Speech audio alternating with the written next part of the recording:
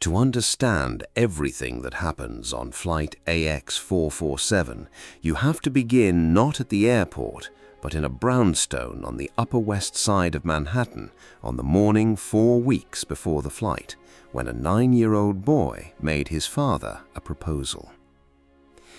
Jaylen Carter had been planning it for 3 weeks. He had written it out in his notebook, the green one with the dinosaur on the cover, and rehearsed it twice in his bedroom mirror.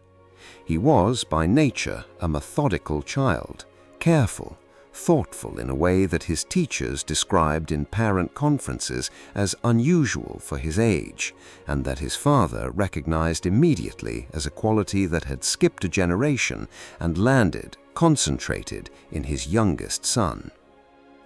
The proposal was this: Jaylen wanted to fly to London alone. Not because he had urgent business in London, not because there was a school trip or a family obligation, but because his best friend Marcus had moved to London 8 months earlier when Marcus's father was transferred by his company, and Jaylen missed him with the specific, profound longing that only a 9-year-old who has lost his closest friend can understand. Marcus's birthday was in 3 weeks, and Jaylen had decided, with the quiet determination that defined most of the decisions he made, that he was going to be there. He presented the proposal to his father at breakfast. He had a printed itinerary. He had researched the unaccompanied minor program at 3 different airlines. He had highlighted in yellow the specific protocols for children traveling alone: the check-ins, the meal services, the designated crew member, and the procedures at departure and arrival. He slid the printed pages across the breakfast table and waited. Richard Carter looked at the pages. Then he looked at his son. Then he looked at the pages again. He was quiet for a long time. Jaylen was used to his father's silences. Richard Carter was a man who did not respond to things before he had finished thinking about them, a quality that had served him extraordinarily well in business and somewhat less well in the fast-moving conversational dynamics of parenting a 9-year-old. But Jaylen had learned to read the silences. This one, he knew, was not a no. It was a consideration. Richard said, "You researched the unaccompanied minor program." "Yes, sir, at 3 airlines." Richard said, "You highlighted the meal protocols. A child traveling alone should be fed. That seemed important to highlight." Richard Carter looked at his son for another long moment. Then he said, "I'll book the tickets this afternoon." What Jaylen didn't know, what Richard Carter did not tell him, because telling him would have changed everything about the lesson he was about to learn, was that Richard had already decided something else. He was going to watch the flight. Not because he did not trust the airline. He owned the airline. He had built Apex Atlantic from a regional carrier with 4 aircraft and a borrowed office in New Jersey into one of the most respected transatlantic carriers in the industry. He knew every protocol. He had written most of them.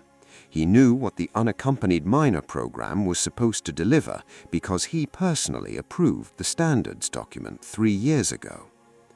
He wanted to see if his airline actually delivered what it promised, and he wanted to see it through the eyes of the person who would have the least power to demand it: his son. He booked Jaylen onto flight AX447, London Heathrow to JFK, departing on a Thursday morning in September. He did not flag the booking. He did not notify the crew. He did not put any notation in the passenger file that would draw special attention. Jaylen Carter appeared on the manifest as exactly what he was: an unaccompanied minor in seat 14B, economy class, special meal noted, designated crew contact to be assigned at check-in. The morning of the flight, Richard Carter drove Jaylen to the airport himself. He walked him through departures. He watched him clear security. He watched his son, small for his age, backpack almost as big as he was, navy blue hoodie, the green dinosaur notebook tucked into the front pocket, disappear toward the gate. Then Richard Carter went home, opened his laptop, logged into the airline's live cabin monitoring system, found the feed for flight AX447, and waited. Diane Holloway had been a flight attendant with Apex Atlantic Airlines for 15 years. She was good at her job in the ways that are easy to measure. She was punctual, she knew the safety procedures with the completeness of someone who had run through them thousands of times. She was efficient. She could complete a full economy meal service faster than almost anyone else on the crew, which her supervisors noted approvingly in performance reviews as an asset on long-haul flights where turnaround time mattered. She was also, in ways that are harder to put in a performance review, but infinitely easier to feel if you were on the receiving end of it, a woman who had developed over 15 years of standing in the aisle of an aircraft and making split-second assessments of the people sitting in it, a very clear and very fixed sense of who deserved her best attention and who did not. It was not an official system. She had never written it down. She would have denied it if asked directly, and she would have believed her own denial, because the most insidious thing about this kind of bias is that it lives below the level of conscious decision. It operates as instinct, as assumption, as the split-second read that tells you, before the rational mind has engaged, whether the person in front of you is worth the extra moment. The businessman in 14A was worth the extra moment. She could see it in his suit, in the way he settled into his seat with the practiced ease of someone who flew often and expected things to go smoothly. She smiled at him before he had finished arranging his briefcase. The retired school teacher in 14C was worth the extra moment. Gray-haired, pleasant, the kind of passenger who says thank you every time and means it. Diane had her pegged within 30 seconds of boarding. Good passenger, appreciative, worth the investment. Seat 14B. A child, small, black, alone, navy blue hoodie, a backpack he had placed on the tray table that he would eventually move to his lap when she needed the tray for service. He looked up when she passed during the boarding check with an expression that was trying to be brave and not quite making it, the look of a child who is in a situation that is slightly larger than his comfort zone and is managing it by being very, very still. Diane noted him the way you note furniture. She moved on. She assigned herself the forward galley for the service, which meant she would be the one working the card through rows 10 through 20, row 14. She knew this, and she began the service with the efficiency she was known for, and she worked through the rows, and she reached row 14, and she served 14A, and she served 14C, and she moved the cart forward. Jaylen Carter watched the cart disappear past his row. He waited a moment in case it came back. It didn't. He settled back in his seat and looked out the window at the clouds below and pulled his hoodie tighter and did not say anything. He had his snacks in his backpack. His father had made sure of that. Crackers and a juice box and 2 chocolate chip cookies in a Ziploc bag, the way his father always packed snacks, which was with the same thoroughness he brought to everything. Jaylen ate 1 cracker and 1 cookie and told himself it was fine. It was not fine, but he was 9 years old and he had been raised to handle things quietly. 3 rows back, a toddler was eating a hot meal and wearing plastic wings. In 14A, the businessman was cutting into chicken breast with a plastic knife. In 14C, the schoolteacher was pulling a blanket up to her chin with a small, satisfied sound. In 14B, a boy in a navy blue hoodie pressed his forehead to the cold window and watched England disappear beneath the clouds. The first service round was the hot meal. Diane missed Jaylen. The second service round was beverages. Diane's colleague Marcus worked the cart with her. He was newer, 22, still in the stage of his career where he approached every passenger with the slightly anxious eagerness of someone who has not yet learned to be selective. Marcus poured juice for the child in 12D. He offered water to the elderly gentleman in 16A. He was 3 rows ahead of Diane, which meant he had already passed row 14 when Diane's section of the cart reached it. Diane served 14A, coffee, no sugar, the way the manifest noted the businessman's previous flight preferences. She served 14C, tea with milk, offered before asked. She moved the cart to row 15. Flight AX447 landed at John F. Kennedy International Airport at 2:47 in the afternoon, 11 minutes ahead of schedule. It was a smooth landing, the kind that earns a smattering of ironic applause from the economy cabin, which this one did, from a group of college students in rows 20 through 23 who had been celebrating something quietly for most of the flight and were now in the loose, relieved mood that comes with wheels on the ground. Diane Holloway stood at the front of the economy cabin in her crisp navy uniform, the practiced smile of a flight attendant at the end of a long haul back in place, ready to say goodbye to passengers as they filed out. She was good at this part. The goodbye smile was genuine, not because she felt warmly toward the passengers she was watching leave, but because they were leaving and the flight was done, and in 45 minutes she would be in the crew lounge with a coffee and nothing required of her. She did not notice the unaccompanied minor in 14B as he stood up and retrieved his backpack from the overhead compartment, standing on his tiptoes to reach it because he was small and the compartment was high and there was no crew member nearby to help. He got it on the second try. He swung it onto his shoulders and adjusted the straps the way his father had shown him and moved into the aisle. She did not notice him as he filed past her toward the door. She did not notice that the green dinosaur notebook was clutched in his hand, pressed against his chest. She did not notice him at all. She noticed the 3 men. They came against the flow of the deplaning passengers, moving up the jetway as the passengers were moving down it, which was unusual enough to register. 3 men in dark suits, the airline's ground operations badge visible on the lapel of the man in front. They moved with the specific, unhurried speed of people who know exactly where they are going and have the authority to go there. They walked to row 14. They stopped at the boy in the navy blue hoodie who was making his way toward the front of the cabin.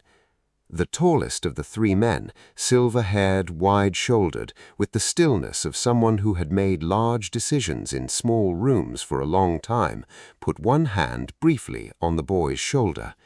The boy looked up, and for the first time since he had walked on to that aircraft 7 hours and 40 minutes ago, Jaylen Carter's face did something other than careful neutrality.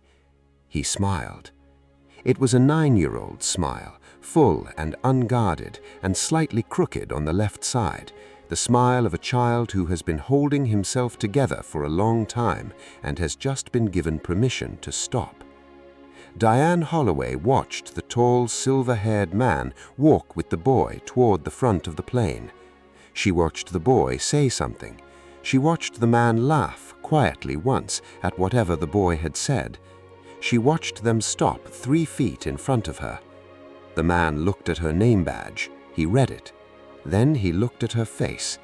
And Diane Holloway understood in the particular way that certain moments of reckoning arrive, not gradually, not with warning, but all at once, complete and irreversible, that the next 60 seconds of her life were going to change everything that came after them.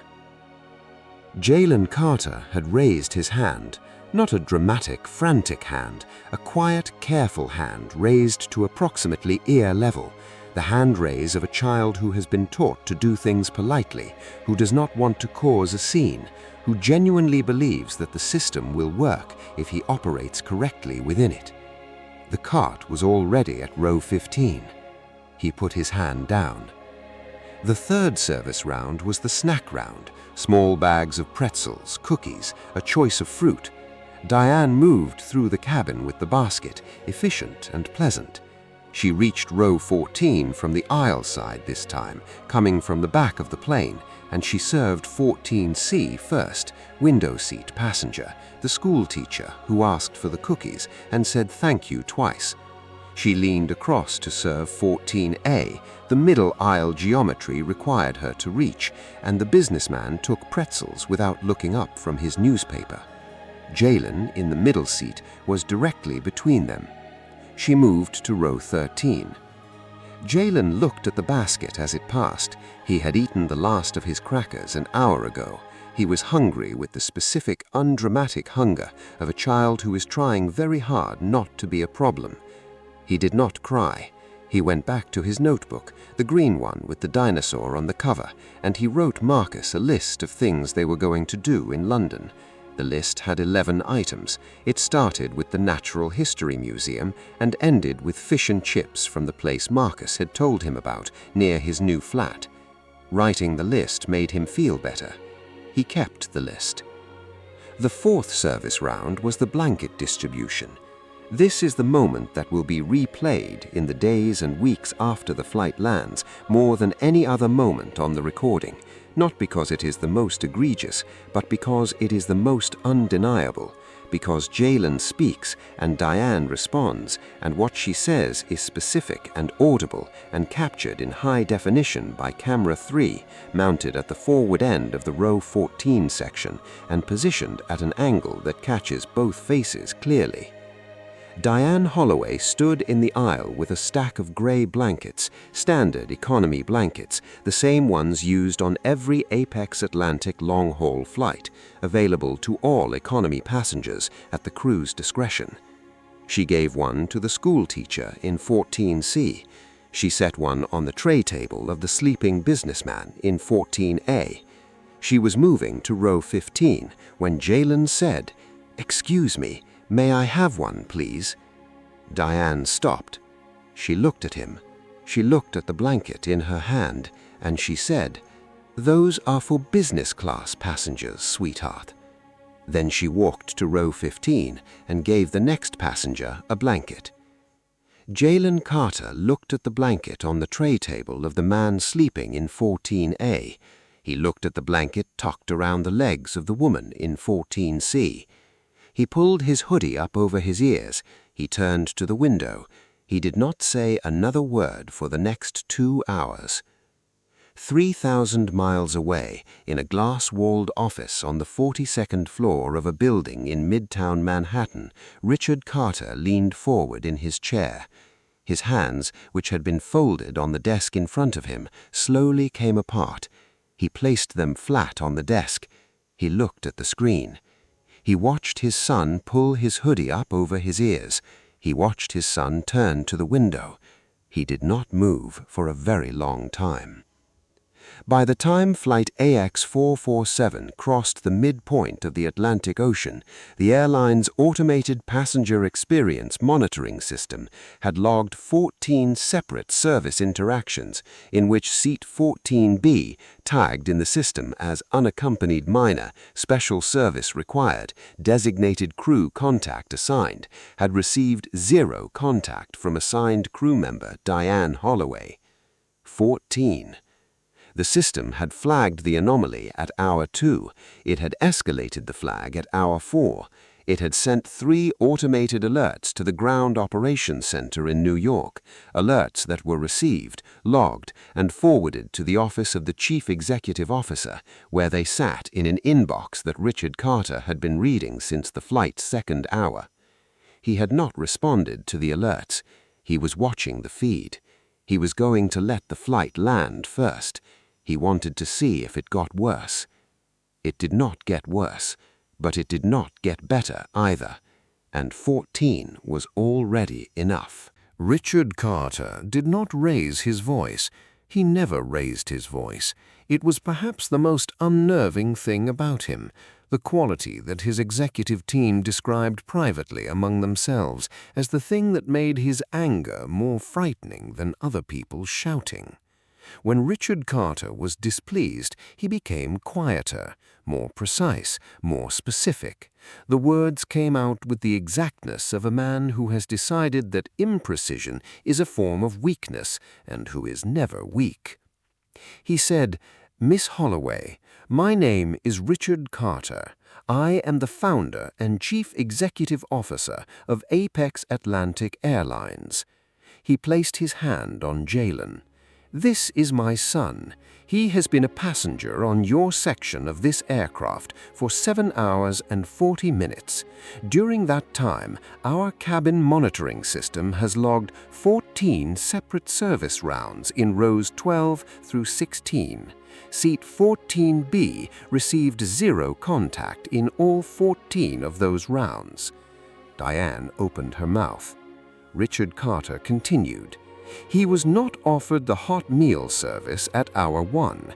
He was not offered the beverage service at hour 2. He was not offered the snack service at hour 3. He raised his hand during the beverage round and was not acknowledged. He raised his hand during the snack round and was not acknowledged. During the blanket distribution at hour 5, he spoke directly to you. He said, and I am reading from the audio transcript, "Excuse me, may I have one, please?" You told him that blankets were for business class passengers. He reached into the breast pocket of his jacket. He produced a phone. He turned it to face her. On the screen was a video, high definition, timestamp in the corner, 14:23 GMT, hour 5 of flight AX447. The angle of camera 3, row 14 section, Diane at the blanket cart, the school teacher in 14C receiving her blanket, the boy in the middle seat raising his hand, Diane stopping, the exchange, her walking to row 15, the boy pulling his hoodie up over his ears. The video was 11 seconds long. It was the most damning 11 seconds Diane Holloway had ever seen. The blankets, Richard Carter said, are standard economy blankets. They are available to all economy passengers. The passenger in 14C received one. The passenger in 14A, who was asleep at the time and did not ask, received one placed on his tray table. My son, who asked politely and directly, was told they were for business class. The cabin was very quiet. The last of the deplaning passengers had filed past. The 2 other suited men stood at a respectful distance. Diane's colleague, Marcus, had appeared at the galley entrance and then thought better of whatever he had been about to do and was now very still. Richard Carter put the phone back in his pocket. "Miss Holloway," he said, "you have been with this airline for 15 years. In that time, you have flown millions of miles, served tens of thousands of passengers, and been given every resource this company has to offer in terms of training, support, and professional development. I have personally approved the standards to which this airline's crew are held.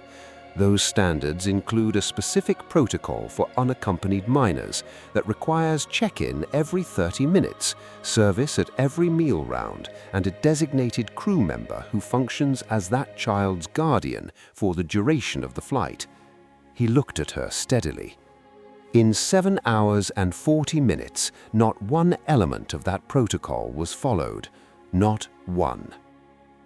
Diane Holloway had been standing very straight since the moment Richard Carter said his name. She was still standing straight, but something had gone out of her face. The professional composure, the practiced pleasantness, the 15 years of learned surface. What was underneath was harder to look at. Not anger, not defiance, something closer to the specific terrible discomfort of a person who has just been made to see themselves clearly and does not like what they see. She said, "Mr. Carter, She stopped. She did not have words for what she had done, not because she could not form sentences, but because the sentence that would accurately describe what she had done was a sentence she was not able to make herself say in front of the man who was going to decide her future in the next 60 seconds. Richard Carter waited. He gave her the silence. He was a fair man. He believed in the right to speak. She said, "I don't have an excuse." It was the first honest thing she had said since she boarded that aircraft 14 hours ago. Richard Carter nodded once, slowly. He said, "Miss Holloway, in the 15 years you have worked for this airline, I believe this is the first time we have had this kind of conversation. I am choosing to believe that this means today is an anomaly and not a pattern, though the recording will be reviewed against your service history before any final determination is made." He paused. "Based on what I have seen today, I am prepared to recommend your termination to the HR department this afternoon. You violated a minor child service protocol 14 times. You denied him food on a transatlantic flight. You told him a blanket, a standard economy blanket, was not available to him when it was available to every other passenger in his row. You made a 9-year-old child pull his hoodie over his ears and press his face to a window for 2 hours because he was cold and you had decided he was not worth a blanket." The words landed in the cabin like stones dropped into still water. And then Jaylen Carter, who had been standing at his father's side with his backpack on and his green dinosaur notebook pressed to his chest, tugged his father's sleeve. Richard Carter looked down at his son. Jaylen looked up at him. He said, "Dad, don't fire her." The cabin was so quiet that the words were perfectly audible to everyone in it. Marcus at the galley entrance, the 2 other suited men, Diane Holloway, who had been braced for the termination and was now looking at this 9-year-old child as though she had never seen a child before. Richard Carter said, "Jaylen." Jaylen said, "She was mean to me, but firing her doesn't teach her anything. It just makes her angry at someone like me again, somewhere else." Richard Carter was quiet. He was a man who had sat across from some of the most powerful executives in the airline industry. He had negotiated contracts that ran to 9 figures. He had made decisions in crisis situations that affected thousands of employees and millions of passengers. He had, in 30 years of building this company, believed himself to be reasonably unflappable. His 9-year-old son had just said something that he was not certain he would have arrived at himself. He said, "What do you think should happen?" Jaylen considered this with the seriousness it deserved. He looked at Diane Holloway for a moment, a long, clear, entirely unsentimental look, the look of a child who has been hurt and is choosing deliberately what to do with that hurt. He said, "I think she should have to look after kids like me, unaccompanied kids, for a long time, so she has to learn what it feels like to be the one who needs something." He paused. "And I think she should have to watch the video, the one with the blanket, so she can see what it looked like from the outside, because I don't think she knows what it looked like from the outside." Richard Carter looked at his son for a very long time. Then he looked at Diane Holloway.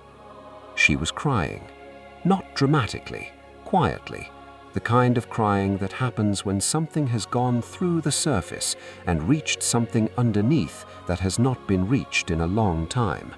She was not performing remorse, she was experiencing it, which is a different thing entirely, and anyone in that cabin could see the difference.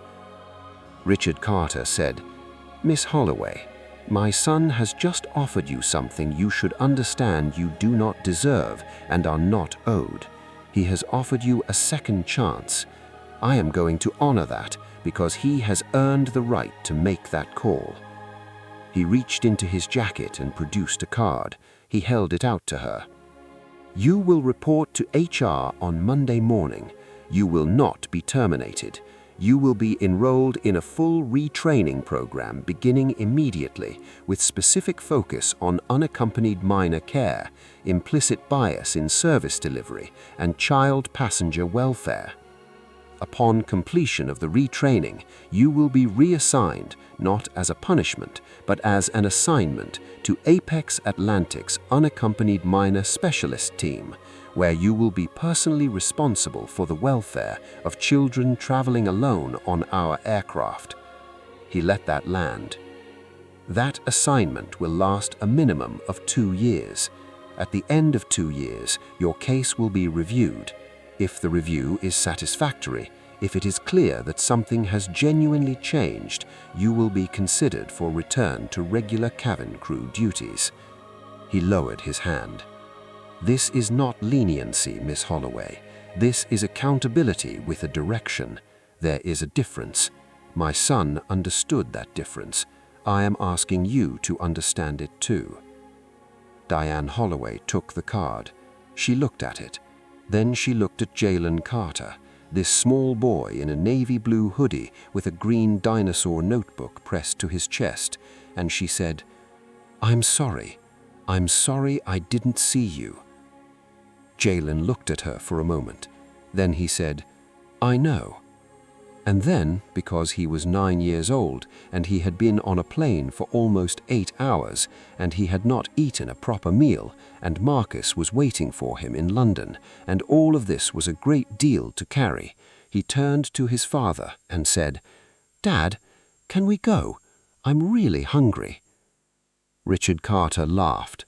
It came out of him like something that had been held in for a long time, a genuine, full, undignified laugh that made Marcus at the galley entrance put his mouth over his mouth, and Diane Holloway, inexplicably, smile through her tears. He put his hand on his son's head. He said, "Yeah, buddy, let's go eat." They walked off the aircraft together, the small boy in the navy blue hoodie and the tall silver-haired man side by side, the boy's hand eventually finding its way into his father's as they moved up the jetway into the terminal.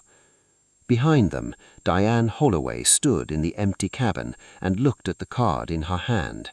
She looked at seat 14B. The tray table was folded up, the window shade was pulled down. There was nothing left to show that anyone had sat there, except, on the floor beneath the seat, a single cracker that had fallen from a small boy's backpack. A boy who had brought his own snacks because he knew the world did not always remember to feed him. A boy who had asked for a blanket and been told no. A boy who had sat in that seat for 7 hours and 40 minutes and not once made himself a problem. Diane Holloway picked up the cracker. She held it in her hand for a moment. Then she walked to the galley and sat down on the jump seat and put her face in her hands, and she thought about the video. And Diane Holloway reported to HR on Monday morning. She completed the retraining program in full, every module, every assessment, every uncomfortable hour of implicit bias training that required her to sit with things about herself that she would have before that Thursday afternoon in an empty aircraft cabin found very easy to avoid sitting with. She passed every component. Her trainers noted in their assessment reports that she was one of the most engaged participants they had worked with, not in a performative way, but in the way of someone who has a specific and personal reason to take the material seriously. She was reassigned to the unaccompanied minor specialist team in November. She was responsible for the care of children traveling alone on Apex Atlantic's transatlantic routes. She greeted them at check-in. She walked them to their gates. She briefed the crew on each child's needs before boarding. She rode the flights when her schedule allowed, and when it did not, she briefed her colleagues with a thoroughness that quickly became the standard against which other briefings were measured. She became, within 18 months, the best specialist on the team, not because she was told to be, because a 9-year-old boy had looked at her and said, "I think she should have to look after kids like me," and she had heard in those words not punishment but purpose. The video, the 11 seconds of camera 3 footage, row 14, the blanket, was never made public. Richard Carter had the power to release it and chose not to. not to protect Diane Holloway, but because his son had asked him not to, and releasing the video would have been a form of firing her by other means, the destruction of her reputation in public, permanent and irrecoverable. Jaylen had asked for accountability with a direction. His father honored that. The video was used internally. It became part of Apex Atlantic's unaccompanied minor training program, shown to every new crew member and every crew member undergoing refresher training as an example of what invisible bias looks like in practice. Not presented with the name of the crew member, just shown. 11 seconds. The cart, the row, the hand, the hoodie pulled up over the ears. It had more impact, the training team reported, than any lecture or diagram they had ever used. Jaylen made it to London. His father booked him on the next available flight, first class this time, which Jaylen accepted with the graciousness of a child who understood the upgrade was not a reward for anything, but simply his father's way of processing what he had watched for 7 hours on a laptop screen 3,000 miles away. Marcus's birthday party was on the Saturday. 11 items on the list from the green dinosaur notebook. They did 8 of them. They saved 3 for the next visit. On the flight back, Jaylen sat in 2A, a window seat, first class, with a blanket that arrived before he had settled in and a meal that was offered with a smile before he had fully opened his tray table. He ate everything. He looked out the window at the Atlantic below, and he thought about the flight over and about Diane Holloway and about the cracker he had dropped and about the list of 11 things and about Marcus, who had promised to visit New York in the spring. He opened his notebook. He turned to a fresh page, and he wrote in his careful 9-year-old handwriting a sentence that his father would find months later when Jaylen had long since forgotten he had written it. The best thing you can do when someone doesn't see you is make sure you still see them. He closed the notebook. He pressed his forehead to the cold window. He watched the ocean pass below, gray and vast and indifferent, and he thought that it looked different from first class than it had from 14B. Then he decided that the ocean probably looked the same from everywhere, that it was just the seat that changed, and that the seat, in the end, had never been the point. Here is what I need you to take from this story today. Not the confrontation in the cabin, though that matters. Not the camera footage, though that mattered too. Not even the reassignment, though what Diane Holloway became after it is one of the most important parts of everything that happened. What I need you to take is this. A 9-year-old boy sat in seat 14B for 7 hours and 40 minutes. He was hungry, he was cold, he was invisible to the one person whose entire job was to see him. And when he finally had the power, when his father was standing there with a phone in his hand and the authority to end a career, Jaylen Carter did not use that power to destroy. He used it to redirect. He said, firing her doesn't teach her anything. It just makes her angry at someone like me again, somewhere else. Think about that sentence. Really think about it. This is a 9-year-old child, hungry and tired from a transatlantic flight, who has just spent the better part of a day being made to feel invisible. And his first instinct, his first uncoached, unrehearsed instinct, is to think about the next child, the one who would sit in a seat somewhere on some future flight and raise their hand if nothing changed. He was not being soft, he was not being naive, he was being something that takes most people a lifetime to develop, and that some people never develop at all. He was being wise. The seat does not determine the person. The hoodie does not determine the future. The size of a child does not determine the size of what they carry inside them. Jaylen Carter sat in seat 14B. He was the smallest person on that plane. he turned out to be the biggest. If this story moved you today, share it with someone who needs to hear it, someone who has been in a seat 14B of their own, overlooked, underestimated, passed by, told that what they needed was for someone else. Someone who needs to know that being unseen does not mean being unimportant, that the camera is always running, that what you do in the moments when you think no one is watching is exactly the footage that matters most. And if you are a Diane Holloway, if somewhere in this story you recognized something about the way you move through rooms and make decisions about who deserves your best attention, then I want to tell you what Jaylen told her. It is not too late to see the person in 14B. It is not too late to go back with the blanket. It is never too late to become the crew member that the child in the window seat needed. Subscribe for more stories like this one. Stories about the moments that change people, the decisions that define us, and the small, invisible seats where the biggest things happen. Drop Seat 14B in the comments if this story reached you today. And share it, because somewhere right now there is a child on a plane with their hand raised, and someone needs to remind the world to see them.